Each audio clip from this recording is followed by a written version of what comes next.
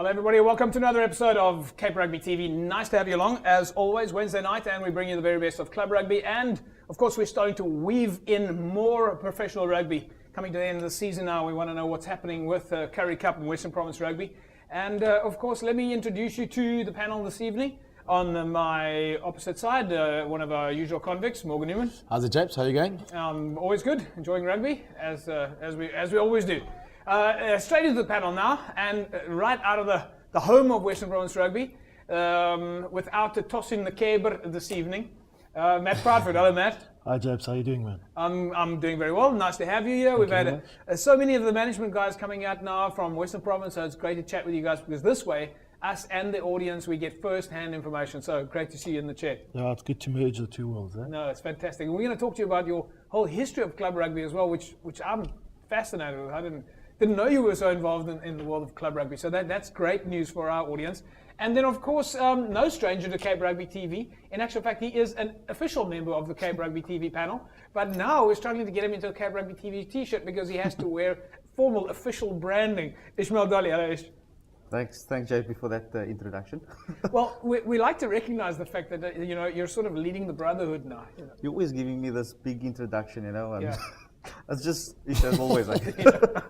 I remember a few emceeing a game in the BOLAND where you were playing fly off, and I was the MC on the microphone, and we managed to get the whole crowd to go ish, ish, ish. They weren't really sure what the MC was shouting, ish, ish, and the crowd was going ish, ish. But you remember those days? That was a while back, about 10 years ago, eh? Yeah, something like that. Yeah, something like that. Back then we were fighting for the rights to get.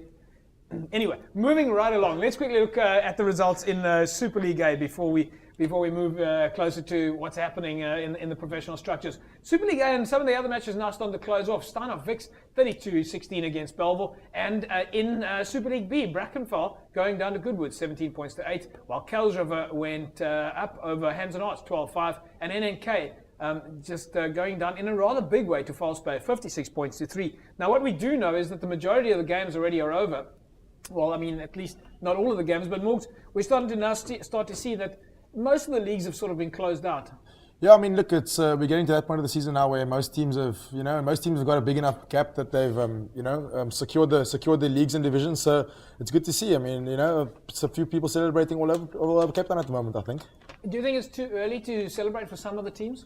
Look, I mean, when I was looking at the logs, over the past week, I think really the Division 3 is really only the division that's still up for grabs. Otherwise, most of the teams can start celebrating. I think the likes of Solarians and the likes of Masipumanela have very done well this year, and we're looking forward to the new structure coming next year.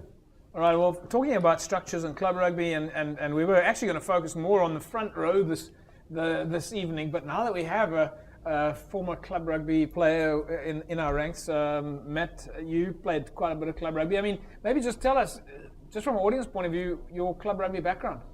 Yeah, I spent most of my professional years overseas playing in Scotland, and there the game was very club rugby based until the Scottish Rugby Union decided to go the provincial route and contracted centrally 120 players out of club rugby, and which ripped the heart out of the Scottish game. Central contracting. Yeah, we've heard a little bit about the central contracting in the news now.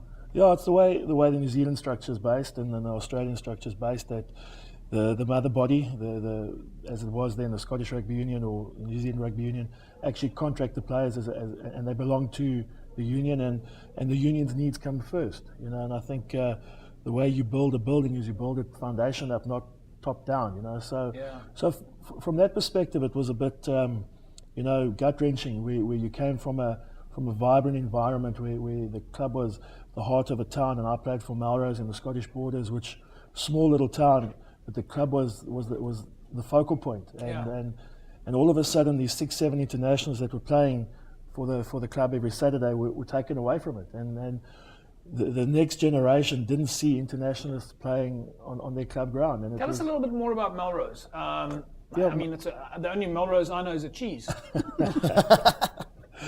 Mom didn't remember this, Melrose. Look at Ishmael, he knows what his mom remembers. You haven't met Ishmael's mom yet, have you? No, I haven't had the privilege. No. in the south of Scotland, it was the hotbed of Scottish rugby. There were 4 or 5 really big clubs, Garda-Shields, Melrose, Hoek, Jed, Selkirk. That's where the traditional hotbed of Scottish rugby came from. Yeah. The rural type of people, the real farming communities. And they seem to dominate the Scottish club leagues for long periods of time until the professional era came on board, when the big city teams, west of Scotland and the big Edinburgh clubs really started taking over the rugby scene. But by taking those guys out of the Scottish clubs, you really hurt a generation of players. You know, the 8, 9, 10-year-olds didn't see a Craig Chalmers or a Brian Redpath playing on a Saturday in their local club. It was just gone. You know, just draw some parallels for us between Melrose as a club and a club in Western Province. I mean, you're talking about a small community, eating, sleeping, breathing, supporting their club. Yeah, it was. You know, on a Friday night, you'd walk out of the local supermarket and an old man would greet you and say, you know, what you having for dinner tonight? No, you got to come home with me for dinner. You know, it was that type of environment that it was just built. The club ground, you being there, Morgsy, is in the centre of town. Yeah. You can't go through the town without driving past the club ground, and that was the amazing feeling about it. It was just every day was built up to Saturday to the game. It's a real community style. Real community, tied the community together, and that was taken away. You took the heart of what it symbolised for them away. You know, New Zealand did a similar thing, but they balanced it where they allowed professional players to go back. Even today, you see test players who don't make test squads. They go back to their clubs. If they aren't playing Super Rugby, they go and play club rugby. Now we've been discussing this on the show now for a while, and I've got a term for some professional coaches who I refer to as floaters, because professional rugby basically means that you're going to float as long as you have a contract. As a coach, you might float from province to province. Now, I'm not saying that a floater is anything else, but in this case, I'm talking about a coach. Why do we have this problem that professional coaches in some provinces don't recognize community rugby? I think it hasn't been defined properly in South Africa yet. Where professional rugby, amateur rugby, where it fits together, how it coexists. They seem to be in conflict. The product we're in conflict over the players. Everyone's fighting over players, and the professional guys say, no, they're my players. And the club guys are saying, no, but he grew up in our environment, he's our player. Yeah. And we must realize that that's the commodity of what rugby is. We've got to manage that commodity properly. It's got to have an input area where he comes into the system, and that is still club rugby. It's still, you've got to have that community where a player who doesn't go to a big school and ends up in an academy, where does he enter the market? You've got to have a pathway from the bottom where every player that's in Western Province has an ability to play for Province at Currie Cup rugby, and I think it's really, you can see now with Jerome's project, you know, Taz Vasani coming into the system, that it is there. We just have to give it its credibility and respect it. You know. Okay, so Ish, let's bring you into the picture here, because you're now an up and coming young coach. You've been a player, you've gone through the ranks, you're coaching in Milnerton, you've had some success. Now you're the Dizers, and one of these days you're probably going to be like coaching a professional outfit, and then you'll probably move on to coach South Africa, and then coach like the Barbarians and New Zealand and everything like that. Do you think you're going to get to that point where you go, it's about my job and I might be a floater? Well, I think credit has to go to, Matt and Alistair and Flecky for This is not a post-match interview. Eh? Yeah. I think they brought quite a lot of youngsters through, especially in the short year or two. In the past, it hasn't been like that, and they've got to take a lot of credit for that. There's always been this exception that players don't come through the system and they get stuck at a certain point, and there's no more pathway for them. But what Jerome's doing and what Flecky, Tuti, and Matt Proudfoot is doing is quite good in terms of bringing the youngsters through. And hopefully, I'm just going to jump in there, because this is why I say I don't have a problem with the quota system in the Vodacom Cup, because I don't think it's really going to affect Western Province. We've done a fairly good job at developing players. People out there are a little bit worried that we might have provinces stealing some of our players. And my answer to that is, well, so what? It just means that our other coaches are going to have to work harder to bring up even more guys. So we're all adding, contributing to the pool. I don't know, Matt, how do you feel about that? Yeah, I think there has to be a decent transition phase between a guy who is amateur and a guy who is professional. a guy who is a professional, had a lot of backing behind him. And this is where I feel that the structure still needs to be formalized, where a guy can do an apprentice, where he can, in a year's basis, leave amateur rugby and become a professional, where he gets supported, like was done with Idris, to support him. Professional sport doesn't have an inkling what a guy like that goes through to be able to make that transition. It's cold, it's hard, you either make it or you don't, you're out. And to be fair, us as coaches have got to respect what the team is about. There are a lot of guys there putting their lives on the line to say, we want this team to be successful. But I think the project that Province has done to start identifying guys through the DISs, through the amateur sides, and Alistair being to look at those teams. He goes to the amateur games and he looks. We had O'Brien, who's now playing for Griquas. He was training in our squad. There were a couple of guys that Alistair went and said, no, I want these guys to train and be in an apprenticeship program. That if he is good enough, that he gets in there. One of the problems, though, that we have is that a lot of the players out there who play club rugby today will never play for Western Province. No. So for them, it's not so much about the progression into a professional team. What they actually just want to do is feel a sort of a bond with playing for the DISer. And what we want to see from a club point of view is that, yes, it's fine to have quota systems, it's fine to have transition and that, but we kind of want those guys that are out there who put their body on the line as well, and they play in under terrible conditions. We want to see that they have a sense of pride of playing for Western Province Rugby, and that the guys that have made the transitions don't forget about them, that they actually still remember where they came from, and maybe in the shopping mall say, yeah, we both play for the DISs. I don't know. I think it's about that identity.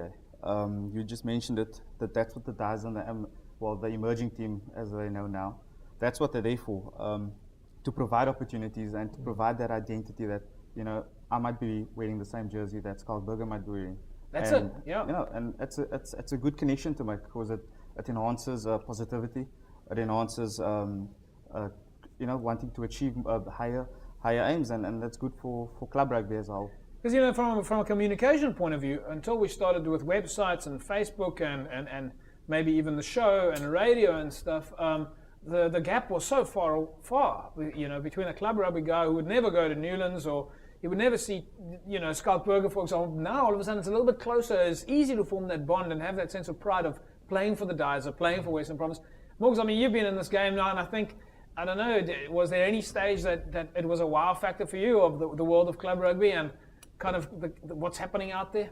No, look, I think the big thing is, is the identity, like Ish has mentioned. It's bringing the sort of the bringing together of the club players and the professional players, and letting the club players know that achieving Currie Cup status or Super 15 status is not that far away. It's on your doorstep. If you work hard and you do the right things and you're playing sort of good rugby, it's not that far away. It's achievable, and that's the most important thing. I think all the players out there and the club players especially need to know that. And Taz Fazane for me is the greatest example of that. From Community Cup to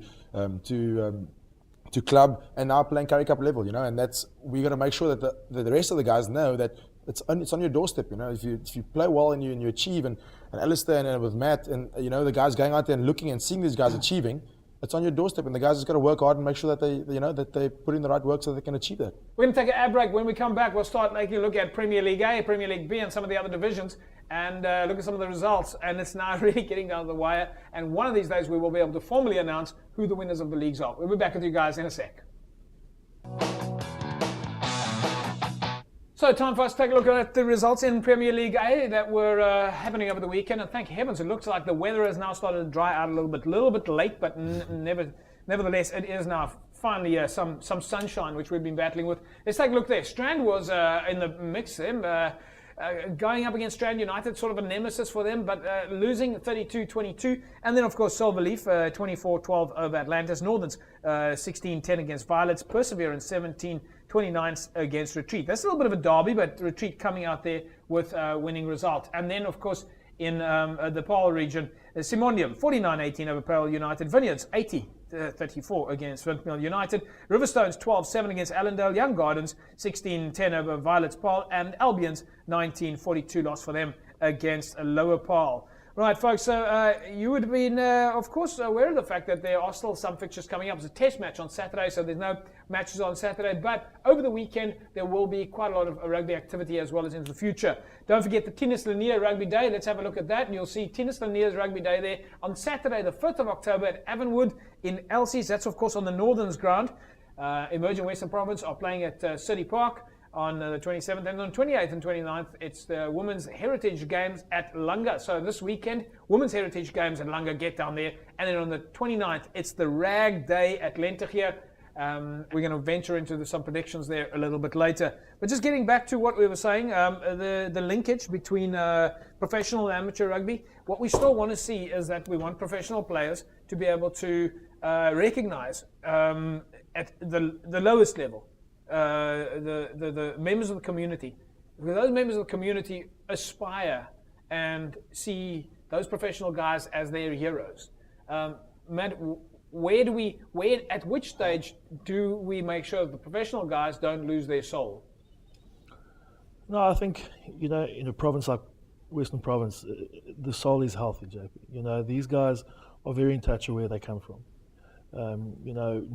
Nizam is an excellent character. Yeah. He never denies where he comes from, and it's remarkable to see. He respects it. He loves who he is, and that's remarkable. And the other players respect it. They stand and respect it, and they acknowledge it. When they play, there's the odd joke, but that's a sign of respect that you can hear them when they warm up with him, and it's fantastic to see that soul is healthy in province. I think what we're looking at is how do we bring that part of rugby that never sees the professional game? How do you bring that closer? And that is a tough ask. Where professional rugby is still about rand, cents, wins. It is about that. How do you take the Currie Cup side out of Newlands and play them at City Park or play them somewhere else? That's the tough ask, because we get fantastic crowds, and those fantastic crowds bring in the rands and cents.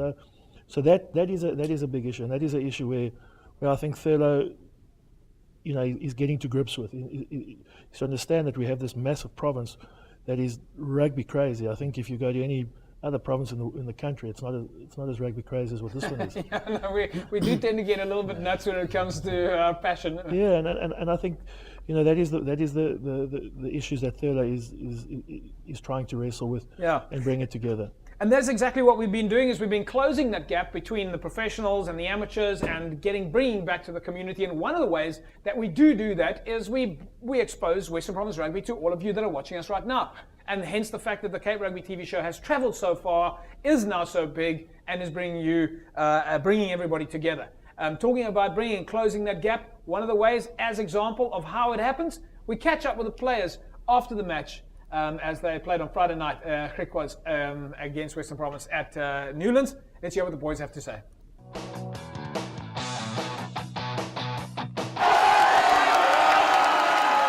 It's different, but I enjoyed it in the crowd.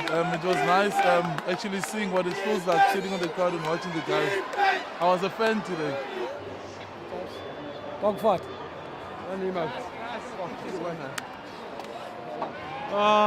We made it difficult for ourselves here at the end, especially me, and giving away that intercept pass. We didn't exit well there, but just happy for the boys to get this win now. We had a game plan, we didn't execute too well, but luckily we pulled through now, so we're really glad, So it's wet outside and nice and cold Newlands in Cape Town. But it was great out there. Just a great opportunity to be with the team and just enjoy each and every moment that I spend with the guys out there. Should have few calls didn't go away, but hopefully we get it right next time. Only rained a bit, but the field is a bit wet, but we should have played the right conditions in the first half. Yeah, they were hungry. I think they got the advantage on most of the calls, but hopefully next time we'll get them better.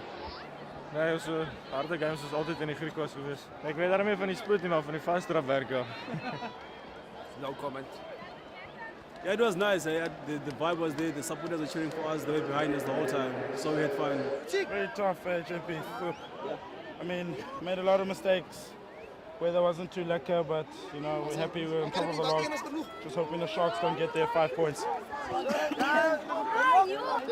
It's really good to be back in Newlands and back in Cape Town. I'm loving it. Western Province, that's my favorite team. My favorite player is The whole team is my favorite player. Oh, isn't that just fantastic? The kids were out in their droves at Newlands on Saturday, and I didn't get that kid's name, but he says he couldn't think of a player. Back in the day, the first name that would just, well, in fact, I lie. The first name that would pop out of a player's mouth would be Brayton Paulson. And more of late, the first name that they would throw would be Brian Banner. That would be it. I'm guessing that the next name that they're going to throw out pretty soon is Cheslin Colby. But fantastic there for that young kid who probably doesn't get an opportunity to come to Newlands all that often, to say that all of the players is his favourite player. But Matt, just going back to Cheslin, you're obviously working with this guy, and the fans are now gaga about Cheslin. What a dynamic player. Yeah, strong character. I think a young kid like that, to step into a professional team and to perform like that, he has to have a strong character. His skill set is very, very good. Unbelievable natural talent, and he's fearless, and you wrap that all in one package and you see that dynamic player. It's just incredible to watch. As a front row man yourself, I mean, do you pay attention to the backline guys? No, I do a lot of the breakdown stuff, and I must say his skills is very good in the breakdown. Comes out of the 7 environment where they, you have to be able to clean really well, and he's not afraid to get his head stuck in there. Yeah. He's good at it as well, and so it's good to see that these guys, and they feed off each other. It's like a frenzy at the moment. Which one of them wants the ball? So it's nice to see. We're gonna touch more on the professional side, and we're gonna talk to you a little bit about some of the rules in the rule changes within the front ranks. But Ish, let's talk with you. The Dizers, you guys were on tour. One of the reasons why obviously you weren't on the show in the last couple of weeks, you missed the roll call there. But we made Mr. H was making up for you, with his sense of humor and everything like that. How did it go with the Dizers? Tell us about how the boys went. Wasn't too successful. We played 3 games and we won 2. Yeah. We beat Southwestern Districts in our first game. We lost to Eastern Province 27-24 in our second game, and we beat Griquas 48-6 convincingly. How's their structure work for the other provinces? I mean, the Dizers for us is everybody below Super League A and Super League B. And what's a Dizer team equivalent in another province? Well, for me, this was a big learning experience, and this was my first year as a Dizer coach. And I just asked most of the players that were there years before, and they said that teams have really improved their structures, and teams are putting in strong teams. They're not throwing any more weak teams into the Dizer tournament because they're using it as a stepping stone for guys to make higher honors. So big changes in terms of other unions as concerned. The other provinces don't have as many clubs as we have. So they would probably choose very good amateur side or emerging side, as we call it now, and a very good Dizer side. Yeah, what they would do is they'll choose the amateur side, and then from the rest they'll choose the Dizer side. So it will always be in that top tier structure of their particular leagues. What we do is we choose from Premier A down, and obviously, well, the structure and the quality of our players are quite good, but it's good experience for them to play against guys that are in Sharks academies, that are in EP Vodacom teams, and they've got a bit more of an advantage though in terms of they seem like their players are compressed into clubs. I'm not going to make excuses. As coaches, we've got to take responsibility for the performances of the team, and we've got to take responsibility. If there's no responsibility, there's no accountability. Okay, well, I will. They have got the upper hand. They've got the advantage because they don't have as many clubs as we have, and so don't worry, I'll do it for you. Morgs, speaking about Cheslin Colby, you played enough sevens in your day. The transition, and I've never been a big fan. I've always been critical about the fact that sevens is never going to migrate properly into 15-man rugby, and I keep getting proven wrong. And I'm getting proven wrong again. Your opinion on the migration from sevens, and when we look at Cheslin, going into this team and making an impact, your feeling on the migration from sevens into 15? No, look, I think the skills that you gain playing sevens is invaluable when it comes to 15-man rugby. A lot of people don't understand it, but the collisions are the one-on-one defense and just being able to track a player and being able to defensively. Sevens is unbelievable for 15-man game, and Gio, he's a perfect example of that, and obviously Cheslin is now proving it too. Is that breakdown skills, like Matt spoke about earlier, is when it comes to just pure breakdown, being able to clean Sevens is purely.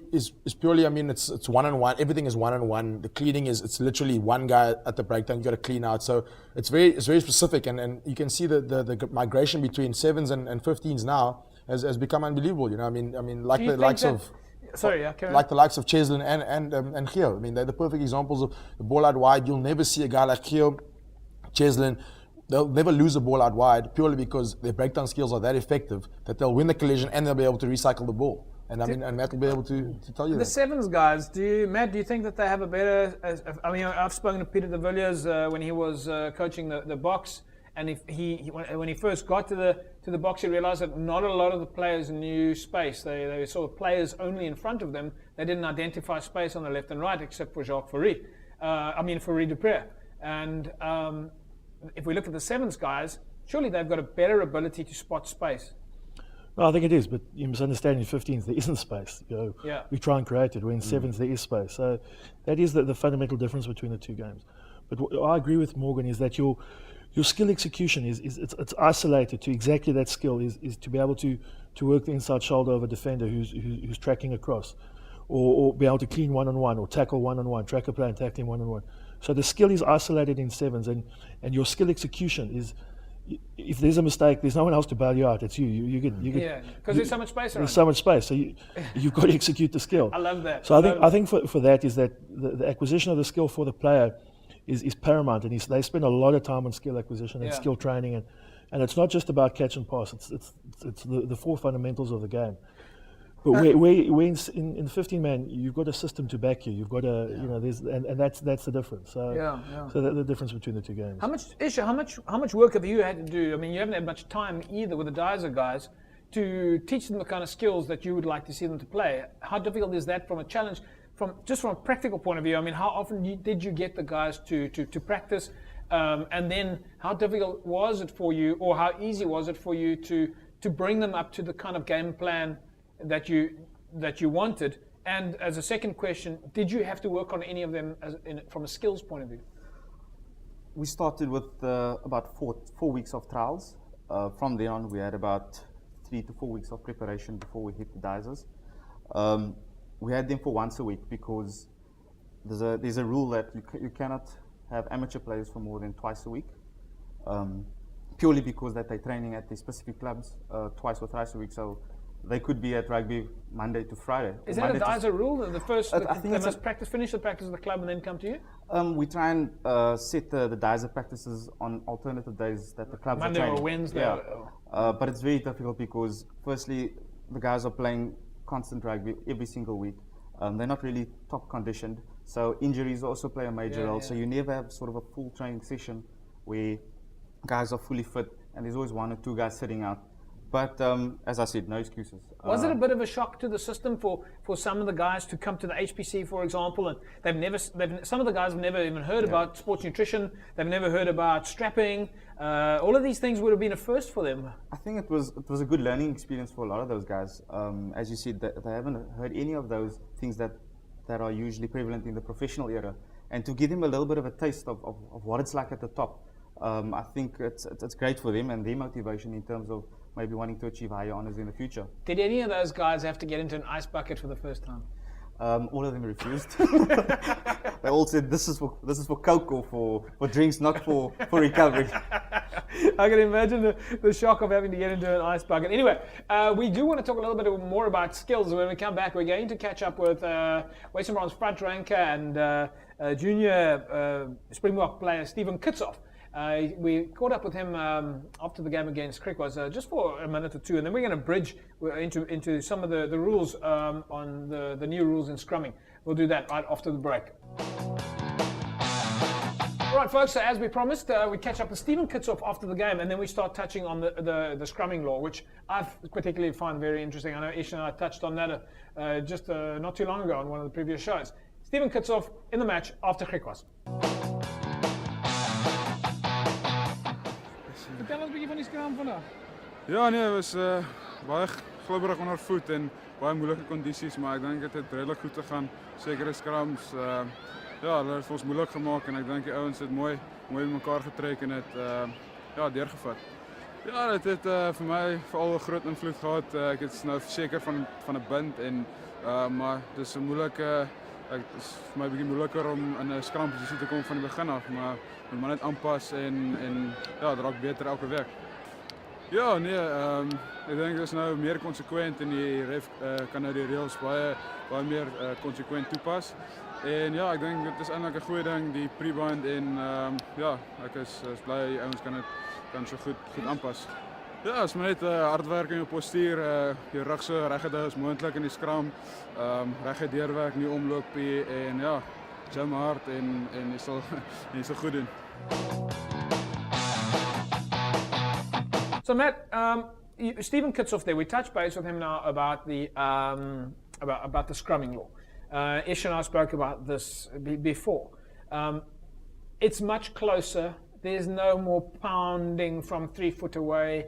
How difficult has this made the job for coaches? And is it better, considering that maybe the big thing that they were moaning about was this stop, start. Tell us a little bit about the scrum change laws. You get me into trouble, JP. Is it better? Only time will tell. I think we've got to give it, a good year, 18 months. Hang on, let me come back. When we talk better, we could be talking, is it better safely? Is it better entertainment-wise? Is it better time-wise? I'm a scrum coach, JP. You're a scrum coach. Okay, so you... So I'm talking from that perspective. Okay, all right. Is it better? We'll see. Only time will tell. I think we've benefited from it so far. In particular, I think Stephen's benefited from it, where he had a tendency to miss a bind or slip a bind. And now his natural strength is directly in play, which is benefiting him immensely. I think, like everything, it's got to bed down. Where it will have an advantage is every scrum is now going to be a contest. So there's not just going to be where the hit can nullify the contest. So I think every scrum is now a contest. What you're seeing is every scrum, one team is either dominating another team. So it all depends on who's got the synergy of movement, who's got the better technique. You talk about technique. Bruce Lee. Okay, I know this is going to sound weird. Here we go. Here we go. All right, yes, I know everyone's laughing at me. Bruce Lee used to talk about doing the 1-inch punch. Okay, in other words, he had to generate all of his power from his feet into his body. He had no space to move with only 1-inch punch. Although I have seen some South African martial artists do a 1-inch punch from about this far away. But he had to generate all his power in 1 inch, and then he would knock a guy flying across the chair. Sumo wrestlers, they come out of a launch, there's no run up, they launch and they clash, it's it. There's no space for movement. Surely now, I want to know from you from a technical point of view, because we've been discussing this, is that once the bind is on, there's no more run up, there's no more power, and in that space you kind of have to. Stephen was talking about posture. I speak a lot about breathing. What do you work on now? No, I think the main focus is we still divide it into different segments. The pre-engagement sequence is about getting into the ideal body position. We must understand biomechanically that the optimum angle for a joint to be is between 120 and let's say about 90 degrees is the optimum strength angle that you want a joint in. And you talk about the ankle joint, the knee joint, the hip joint, that you want to be able to generate force into. So you've got to get the play into that body position before the engagement. On the engagement, we want to get that prop into what I term the reverse crumple zone. If you imagine what the crumple zone of a car is like, when it collides with another car, it's there to absorb energy. Yeah. We want the reverse to happen with the prop's body. We've got this enormous potential energy in the 8 players built up, and we want to convert it to kinetic energy and into the opposition. And the only body you've got to do it is the body of the prop. So we want, you talk about core. There's 2 cores: a thoracic core and an abdominal core. You want to set this. You want to get into a really, really powerful hyperextension of the back, low hip position that force can be transferred through your spine into the opposition. And you want to do that with all 8 players at the same time? At the same time. That's the synergy of movement we talk about. You say, you put a car against the hill and you release the handbrake, you ask somebody to push it. He's not going to be able to push it. Yeah. You ask one guy to push it, or you ask 8 guys to push it. You can put one guy, another guy. They might not be able to do it, but you ask 8 to push it simultaneously, they're going to shove the car up the hill. And that's what we're looking for. You're looking for 16 feet back, pushing at the same time in the same direction, and that's what results in good technique. So the technique work you've done has gone up, and the power work you've gone has gone down. But I think you're going to get a lot of tactics into it. From next year, you're going to have 4 props on the bench, and you're going to pick different type of props. 2 props to start who are more powerful, to wear your opposition down. Late in the game, probably 2 more mobile props to open the game up a little bit. So I think there's going to be a whole lot of tactic and a whole lot of different dynamic into it. But from my perspective, what I like about it is every scrum is a contest. We spend an inordinate amount of work contesting breakdown, contesting the tackle, contesting the ball in the air and a kickoff, contesting the line out. Where in the past it was all about the hit to determine the contest. Now there's a contest between the 2 packs, and that's I think what the packs are liking. Where it says, well, I may be a short fat man, but I've got a place in the game, and I think that's giving them their place. I'm assuming that if you're going to be a prop in today's world, apart from breathing, kinetic energy, you better be able to squat. Yeah, your potential to build power is immense. And I think the 2 props and the number 4 lock, those 3 guys, they're the powerhouses of your team. And the number 4 lock. The number 4 lock. Yeah. Hey, I think you're going to have to explain that to us, because a lot of people in the public had a huge criticism when Eben Etzebeth was moved from 4 to 5. And they said, well, what's the big deal? Yeah. You're moving from 4 to 5, it's one number, no one cares. Maybe explain to us, why is this number 4 so important? Because of what's asked of him. I think we at Province we have 1, 3, 7, and 4. We give it to 4 guys where we, in the past maybe we said we don't have the most powerful packs and we wanted to up our power for packs. So we picked our 7 and our 4 very, very similar, and we picked an athletic, dynamic 5. So I think your roles differ. Who's your ball carrier? Who's your target in the lineout? So your roles differ. But I agree with you. Fundamentally, 4 and 5, there shouldn't be a difference. They should they both push. They both hold the props. Exactly. But I think it's like a 12 and 13, or 11 and a 14. You look at 11, much quicker, more agile. 14, a bigger type of winger. So I think 13 a little bit slower, not so bright. Well, you're a 12, right? Or a 13? Yeah, no, I'm a 12. You're a 12, but you've been playing at 13 lately. Yeah. Okay, we just want to check. Okay. Whereas you were at 10. 10, strictly 10. You were at 10. Strictly. Or 21. No. Or 10 or 20. This is not blackjack. I mean, 10, slightly higher IQ, a little bit faster. Yeah, we think for the guys, 6-pack, Camps Bay Beach on the weekend. You know that? Huh? 10? Not anymore. Listen, let me tell you, the 12 is supposed to be the eyes of the 10, eh? Just putting it out there. The 12 is supposed to be the eyes of the 10. Well, he's got to get the ball from 10. Right. So. Yeah. But in general, I mean, you look at Aaron Major, Daniel Carter played his best rugby when he had Aaron Major outside of him. So yeah, sort of like the eyes of the windows of the soul. Yeah, exactly. Here we go, Jackie. There we go. That's deep, eh? That's deep. Poetic justification.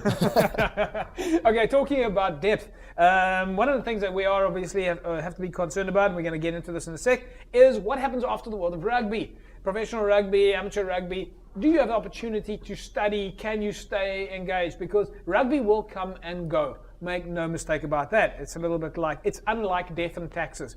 You will be a rugby player and you will stop playing rugby one day, eventually. What happens to the professional rugby players? Well, the Western Province Rugby Union has started the President's Trust. Now, of course, the President's Trust is there to support amateur rugby and professional rugby and players who potentially might need a little bit of assistance from an educational point of view.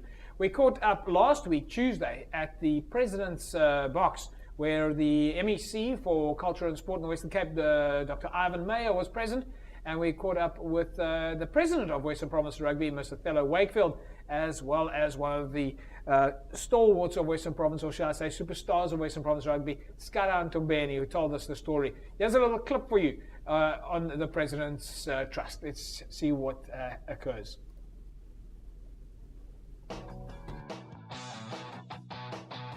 Day will come when a rugby player has played his last game and he's attended his last practice. When that day comes, he will wake up needing to make a choice. What now? What does a person do when all he knows is rugby? The President's Trust has been established so that us as rugby players have a choice. The formation or development of a President's Trust was actually brainchild and initiative of the former President, Mr. Toby Titus. It was his desire to start this trust because of the need that we have in the educational sector. It is to develop the youth holistically, both mentally, physically, emotionally, and spiritually. And that's what is significant of this trust. We all know that Western Province Rugby is very successful. But what we see with this trust, they want to sustain that success into the future. Because Western Province is also interested in what happens to a rugby player after this career. And that's why they believe in solid education for the youth. And that's why I really want to congratulate Western Province Rugby for sustaining real opportunities for the youth, even beyond their rugby career. First prize for this is actually that to see a holistically developed student or scholar doing his duty for Western Province, and after that going back to his community, being an active member of the community, assisting the others to get where he is. We are equipped with the ability to play rugby. We also need to be able to give back to our communities and continue our journey prepared.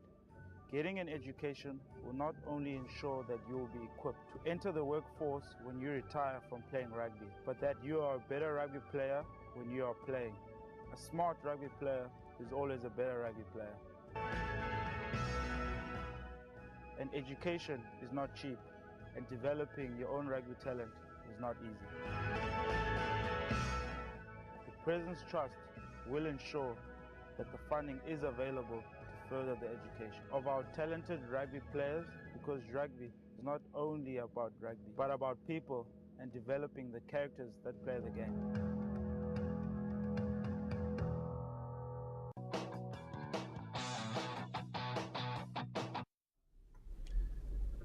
Welcome back, folks. Cape Rugby TV. A fantastic little clip there from Dr. Ivan Meyer supporting Western Province Rugby and showing what a fantastic job Western Province Rugby is doing in terms of the President's Trust. And of course, the President's Trust is there to assist players who might struggle with education. Ish, you have played professional rugby. You played a number of, and the statistics showed a lot of professional players. I think something like only 13% of professional rugby players. In fact, that book from the boardroom to from the locker room to the boardroom indicates those numbers. And we'll bring Ross van Reenen, the writer of that book, onto the show at some other stage. How important is it for while you're playing rugby, while you're from club rugby to amateur rugby to professional rugby? How important is it that you, at the same time, understand that at some other stage you've got to look after a family, you've got to put food on the table? Absolutely, 100% important. With rugby, it's very cutthroat. Anything can happen. You can get a major injury. Then what? Therefore, you've got to build yourself a sort of backup in case something really, something like that happens. And it's important for professional players to educate themselves, even if it's part-time. UNIV offer a lot of courses, part-time, and players, it's important for them to keep on and educating themselves for building their future. I mean, they've got families as well, so they've got to look after them. Can you be Morgs, let me ask you, can you be over-ambitious and overconfident in terms of being a professional player, that it's always going to work out for you into the future? You're going to finish rugby and you're going to be guaranteed a job because someone's going to offer you a seat on the board of directors or something like that. Yeah, look, I mean, I think it's, as a professional rugby player, you often get ahead of yourself, I think you think you sort of, not bigger than the game, but you think you're invincible and you never see the day that you're going to be knocking on someone's door asking for a job, I mean, the reality is that as a youngster, you're earning lots of money at a very young age, but lifespan of a rugby player is, call it 10 years. Lifespan of a businessman is 30 years, if you want to call it that, So the big thing is just that these players, they've got to make sure that they're wise to the idea that they're not going to play rugby forever, and that they're gonna, that there's life after rugby, and like Ish says, you got to put the right, structures in place that there is life for you after rugby, because it's not always going to be all sort of glamorous as it is when you're 23 or 24. Matt, can you get caught up in the moment as a youngster coming through the ranks? Yeah, I think it's absolutely. As Morg said, you think you're invincible. You see the pathway in front of you. 2 years as under 21, and then I'm into the senior setup, and it's 5 years, and I've got a contract, and then then I'm made, and I'm earning big bucks. But it doesn't work that way. Only 1% of players actually become financially viable after the game. And I think the good thing about rugby is that there is a good network, but that needs to be formalised. I think what Australia does well and New Zealand does well is the players' associations work well with the professional guys, and they interlink with each other. And I think that's where we were speaking about bringing the two sides of rugby together. The amateur side has got access to the business because those are business people or people who are working in trades or have their own companies, and I think that's where you've got to bring the two sides together. Yeah, well, hopefully the President's Trust will assist some of the youngsters out there to be aware of this. So make no mistake, you need to be conscious of the fact that even if you're playing club rugby and you're going to the amateur side, the diver side, the professional sides, don't forget about your education, especially in South Africa, where everybody is scrambling for a job. Talking about scrambling, there's still a couple of positions to be scrambled for in the leagues. Let's quickly take a look at the logs and see where everybody is standing. And in Super League A, well, it looks like Marties are the runaway winners there, but it's not formal yet. Anything can happen, folks. So just understand that anything can happen at this stage. So we're telling you who's at the top of the pile, but remember, anything could happen right now. Maybe you have a player who accidentally wasn't fielded, he didn't have a card, wasn't allowed to play. It's not over until the awards ceremony and the players hold the trophy. I know Masi Pumelele already put the trophy on the show for us, but let's go through the ranks now and see just who is possibly at the top. So Marty's, of course, in Super League A. Then in Super League B, False Bay, it looks like they're going to run away with things there, even though UWC still have a game in hand. Solarians, again, a runaway for them. They even still have a game in hand. Collegians just can't catch them.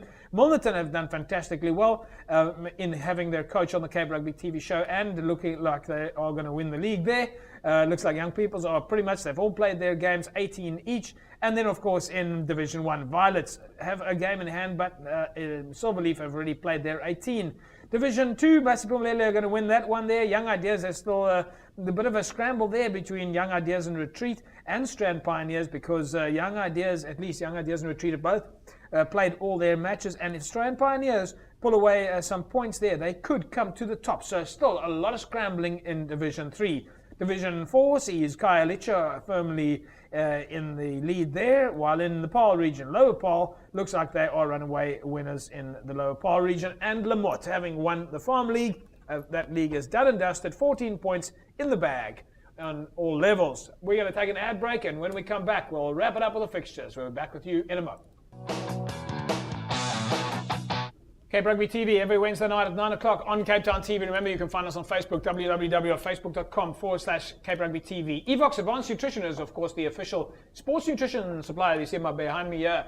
Official sports nutrition supplier to Western Province Rugby and the DHL Stormers. If you want to win for yourself the Synergy Whey Protein, which is, of course, the favourite whey protein of the DHL Stormers and Western Province Rugby, as well as the Dizers, the Institute, the amateur team, the women's team, the sevens team, they all use the Evox product, and I think that the Synergy is their favourite. And then, of course, as you know, we have the tray up for grabs, a tray that you have to donate to a club. So the club must get the tray, you get the Synergy. All right, 33280, that's the number that you want to text to. There you see it on your screen right now. SMS your name and answer to 33280. Just tell us who is the official sports nutrition supplier to Western Province Rugby and the DHL Stormers, and what is their favourite product. Last week's competition winner, congratulations there to Godfrey Jacobs. Godfrey wins for himself a Synergy Whey Protein hamper as well as the tray. Don't forget also our leisure hotels competition. If you want to win for yourself a night's accommodation, bed and breakfast, courtesy of the leisure hotels at the Strand Towers, then just SMS the word leisure to 33280. SMS the word leisure and your name to 33280. Let's take a look at the Currie Cup results now over the weekend. And then, of course, it was the Lions 35-26 over the Bulls. The Sharks, it was 50 points to 26 against the Cheetahs. And the Western Province coming away to beat Griqua's unbeaten run then, 19-13 against Griqua's. So well done to Western Province. Fixtures coming up over the weekend. Of course, it is, or should I say, the Cheetahs against Western Province in Bloemfontein on Friday night at 5. And then at 7 o'clock, the Lions kick off against the Sharks in Johannesburg. While on Saturday, as a precursor, but in Kimberley, to the test match, Griqua's against the Bulls. So some big matches still coming up there on the weekend. Matt, you guys have had a pretty good season I mean, it's been tough. There's been a lot of kind of draws and 1-point wins and things like that. But nevertheless, unbeaten, you must be happy. Yeah, I think as a team we're really happy. Just focusing on this weekend. It's a crucial weekend. Sharks and the Lions are our, other two big teams in the top four, and one of them will cancel themselves out, and then either ourselves or the Cheetahs. So it's a big weekend. Those two games, and it's got big consequences for those four teams. So it's a really crunch weekend for. Have we got any official word or unofficial word yet on Skulk Burger? Scala, is he at any stage going to come back? Yeah, Skulk will come off the bench this weekend, so it's the Skulkinator is back, so it's good to have him. Coming off the bench the weekend, thank heavens no one up in Joburg is, hang on, where are you playing against? Bloemfontein. Same thing. Anything out of Cape Town, it's like the same thing. So Bloemfontein, you probably want to catch this episode on YouTube to know that the terrifying, incredible Hulk Skulk is on his way. In fact, you might want to move Bloemfontein to Kimberley over the weekend. Is he ready to go? He's ready to go. He had good recovery rehab process. We brought him through it, and we didn't put any expectation on him. And he went through 2 good days of training, and he said, no, he's ready. And we decided to pick him on the bench, and we'll probably just ease him into the game and look to give him 20 minutes and see how he goes. Morgs, thanks for joining us, and of course we'll see you next week, same time, same place. Always good to be here. Thanks for having me, Japs. And Matt, it's been a real pleasure having you here. I know that the fans absolutely love listening to you guys talk about what's happening with Western Province Rugby. Everyone loves Province.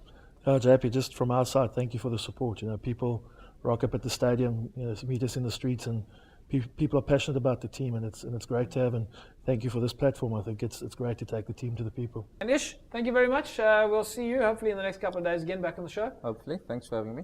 Cape Rugby TV, Wednesday nights, 9 o'clock. Remember, we'll be launching onto DSTV next week. So as of the 2nd of October, if everything runs according to plan, we'll move on to DSTV channel 263. So start getting ready. And we still have to announce the time that the show starts. So make sure if you have DSTV, that you've got your record button handy, all right? Because then you can watch the show again, you rewind and play it again, and you rewind and play it again, and rewind and play it again, and just rewind and play it again.